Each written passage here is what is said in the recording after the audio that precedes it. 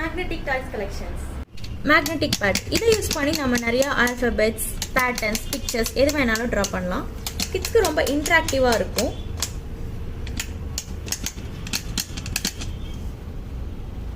Game. இந்த spelling கேம்ல நமக்கு ஆல்பபெட்ஸ் டபுளா கொடுத்துருப்பாங்க அண்ட் அதோட நமக்கு மேனுவலும் இருக்கு.